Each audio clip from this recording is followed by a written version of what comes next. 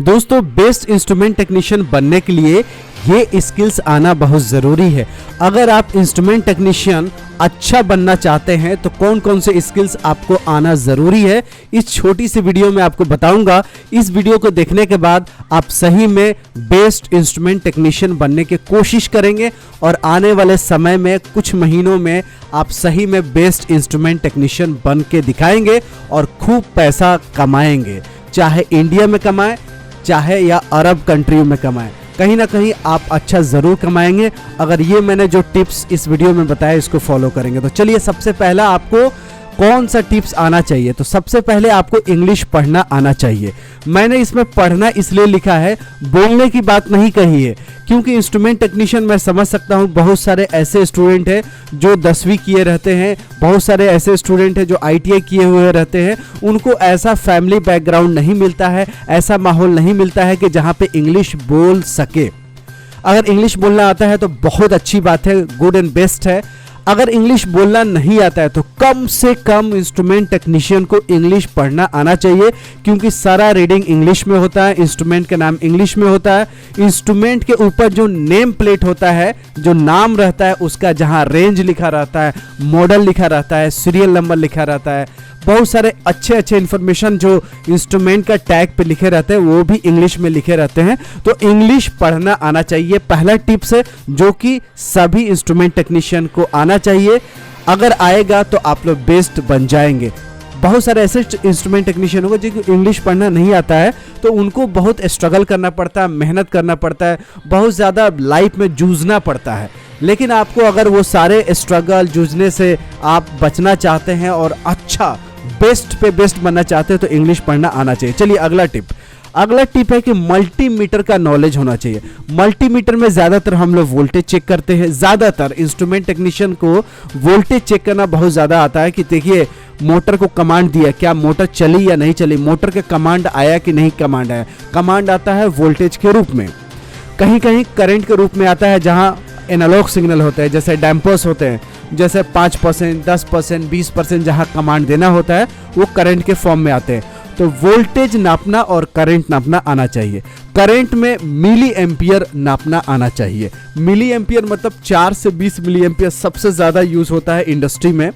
तो इतने रेंज में देखिए, एम्पियर का प्रोब अलग होता है। जैसे ये मल्टीमीटर देखेंगे यहाँ पे, तो मल्टीमीटर में देखिए यहाँ एम्पियर लिखा हुआ है, यहाँ मिली एम्पियर लिखा हुआ है। ये कॉमन है और ये वोल्टेज के लिए है, वोल्टेज और रेजिस्टेंस के लिए है। और अगर करंट नापना होगा तो इसमें लगाएंगे, ये मिली एम्पियर नापेगा और ये नापेगा एम्पियर। और ये कॉमन हमेशा ब्लैक वाला यहीं पर रहेगा, रेड वाला कभी इसमें लगाएंगे, कभी इसमें लगाएंगे, कभी वोल्टेज के लिए इसमें लगाना होगा और करंट के लिए इसमें। तो मल्टीमीटर का ज्ञान बहुत ज़रूरी है, इसी से आप कमांड चेक कर पाएंगे कि कमांड आई है या नहीं आई है। और कोई वॉल्व जैसे खुला है कि नहीं खुला है, उसका फीडबैक भी वोल्टेज के रूप में होता है, करंट के रूप में होता है।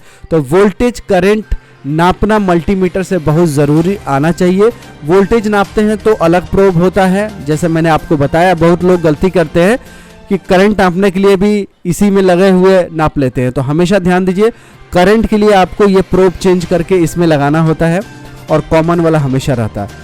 तो मल्टीमीटर का नॉलेज होना चाहिए। मल्टीमीटर में रेजिस्टेंस भी होता है, वोल्टेज के अलावा, करंट के अलावा रेजिस्टेंस होता है, टेम्परेचर भी होता है, और भी फंक्शन होता है। लेकिन बेसिक आपको वोल्टेज में AC DC वोल्टेज, करंट में AC DC करंट। ज़्यादातर इंस्ट्रूमेंट टेक्नीशियन को DC में ही वोल्टेज मेजरमेंट करना होता है, वैसे AC DC का दोनों ज्ञान होना चाहिए। तो दो ही टिप्स मैंने अभी बताया है, एक तो इंग्लिश पढ़ना आना चाहिए, दूसरा मल्टीमीटर का नॉलेज होना चाहिए। तीसरा टिप्स देखेंगे, इंस्ट्रूमेंट का ज्ञान होना चाहिए, इल्म होना चाहिए। इंस्ट्रूमेंट को कौन टाइप का इंस्ट्रूमेंट और क्या क्या उसमें यूज़ होते हैं अपने, चाहे पावर प्लांट हो, ऑयल एंड गैस हो, फर्टिलाइज़र हो, प्रोसेस प्लांट हो, FMCG कंपनी हो, किसी टाइप्स के प्रोसेस प्लांट्स हो, उस प्रोसेस प्लांट्स में बेसिक इंस्ट्रूमेंट का ज्ञान होना चाहिए। बहुत हाई फाई ज़रूरी नहीं है। अब बेसिक इंस्ट्रूमेंट में क्या क्या आते हैं, एक आता है प्रेशर इंस्ट्रूमेंट। पहला प्रेशर, सबसे ज़्यादा यूज होता है प्रेशर इंस्ट्रूमेंट। दूसरा है टेम्परेचर इंस्ट्रूमेंट। तीसरा है फ्लो इंस्ट्रूमेंट। पांचवा नहीं, चौथा लेवल इंस्ट्रूमेंट। ये चारों क्या होता है, बेसिक इंस्ट्रूमेंट होता है। Pressure, temperature, flow, level.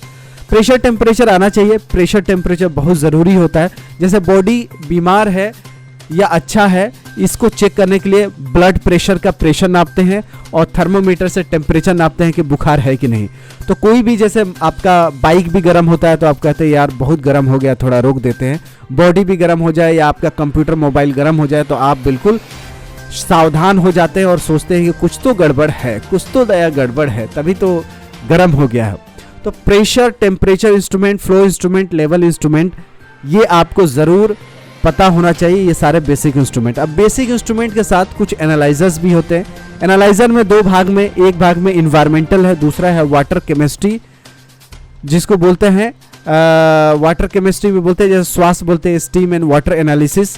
तो एनवायरनमेंट में आपको COD, BOD, SOx, NOx, CO2, O3, PM 2.5, PM 10 और TSS, टोटल सस्पेंडेड सॉलिड्स कह सकते हैं, TDS भी कह सकते हैं। RO में TDS यूज होता है, टोटल डिजॉल्व सॉलिड्स। तो ये सारे मेजरमेंट्स होते हैं जो कि एनवायरनमेंट के पैरामीटर है। वाटर केमिस्ट्री में जाएंगे तो कंडक्टिविटी हो गया, सिलिका एनालाइजर हो गया, सोडियम एनालाइजर हो गया, कंडक्टिविटी हो गया। तो ये सारे वाटर केमिस्ट्री में यूज होते हैं। टर्बुडिटी हो गया। तो एनालाइजर कहने का मतलब है कि दो टाइप के हैं। एक तो हवा का एनालाइजर है, जो कितना बारिश हो रही है, क्या ह्यूमिडिटी है, क्या टेम्परेचर है, वो आपके मोबाइल पे भी पता चलता है कि कल बारिश होगी कि नहीं बारिश होगी। तो ये सारा एनालाइजर से पता चलता है। तो बेसिक 4 इंस्ट्रूमेंट्स का आपको ज्ञान होना चाहिए। एनालाइजर का, बेसिक एनालाइजर्स का ज्ञान होना चाहिए। ये इसका स्क्रीनशॉट लीजिएगा। आगे आने वाले वीडियो में और भी अच्छी अच्छी चीज़ें बताऊंगा।